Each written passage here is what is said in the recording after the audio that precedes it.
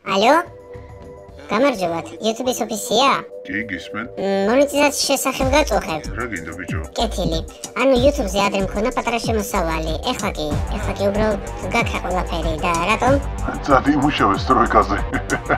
კარგი, მოვიდა ჩვენ ოფისში გავარკვევთ.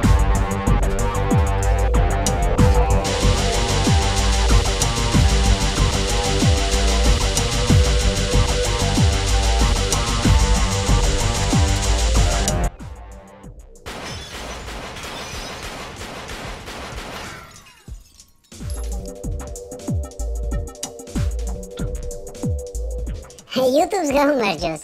ჩვენ ვიდეოებზე რეკლამები აღარ ამოდის, არადა არაფერი დამიშავებია, უბრალოდ Minecraft-ის ვიდეოებს ვიღებდი ხანდახან. და რა ვქნა ახლა? Minecraft-ს იღებდი არა შვილო? ერთობი, იღებ თამაშს და ჩვენ გიხადოთ ფული. კარგი შვილო, მომეცი ხელი. ბატონო? მომეცი ხელი, მომეცი. დაიჭირე.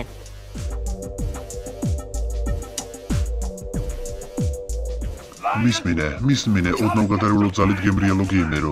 ჩვენ დავგარგეთ 750 მილიონი. შენ კიდე აქ ჩვენ ოფისში მოაჩვენ იმის გამო, რომ Minecraft-ის და GTA-ს ვიდეოებზე აღარ ამოდის რეკლამა. სხვა თამაშებზეც არ ამოდის რეკლამა, უფროსო. მართლა? აი თურმე რაშია საქმე. კარგი. YouTube-მა დაკარგა 750 მილიონი. ძალიან სერიოზული ბრენდები შეწყვეტეს კონტრაქტი YouTube-თან. ისმის კითხვა რატომ? რა მოხდა? მოხდა ის, რაც არ უნდა მოხდარიყო.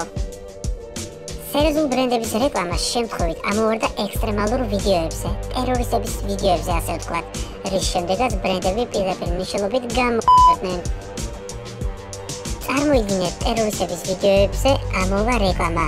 პეპსი მუდამ თქვენთან ერთად, თქვენ გვიყვარხართ. აი ესეთი რამ მოხდა. ამიტომაც YouTube-მა გათიშა რეკლამები ძალიან ბევრ არხზე, ასევე ფორუმზე იყო ესეთი სტადია. ვიდეო როგორც კი ააგროვებს 10,000 ნახვას, გაივლის მოდერაციას. თუ კაიხარისხიანი ვიდეოა, მას დაადებენ რეკლამას. ასე რომ უნდა გქონდეთ კაიხარისხიანი ვიდეო, ხმა და პლუს 10,000 ნახვა მაგ ვიდეოზე და მხოლოდ მერე YouTube გადაწყვეტავს დაადოს თუ არა რეკლამა მაგ ვიდეოს. ჯიგიბუგლე დროებით.